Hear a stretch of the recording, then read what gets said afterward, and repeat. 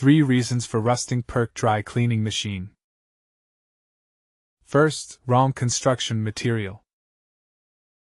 Second, design defects casual acidification.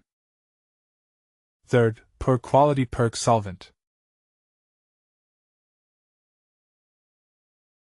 Now let's talk about the second point in stales. Why rusting appear even?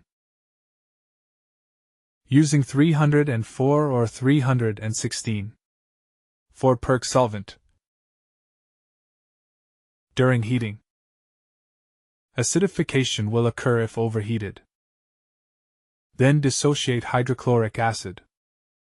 What is worse? Heating is still going on. The stainless steel will get rusted quickly.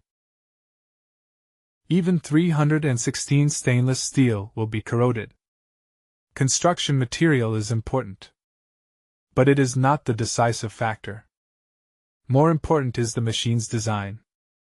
The whole system. Not only the material. A good design. The heating for drying and scintillation should prevent acidification in advance. 304 is good for scientific design machine. Then what KARN do to prevent acidification? First is heating unit for drying. Drying usually adopt steam heating. External steam or built-in steam generator. Never consider direct electric coil.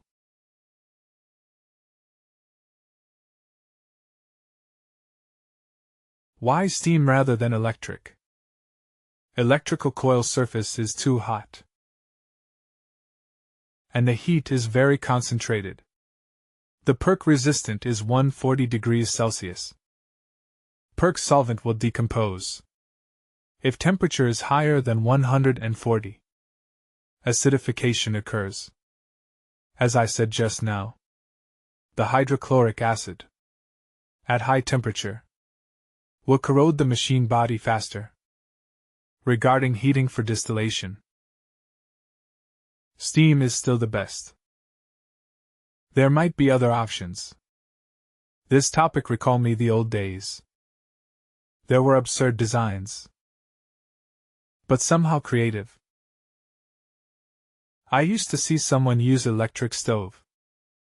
That is electrical coil outside distill tank, placed on a brick as footstone, to heat the solvent in this way. What is the outcomings? One distill in this way is okay. It is okay, because the tank inner has no scaling. But the second time of distillation will ruin the machine. Condenser, water separator will break. Need replacement. Protection against acidification is key factor.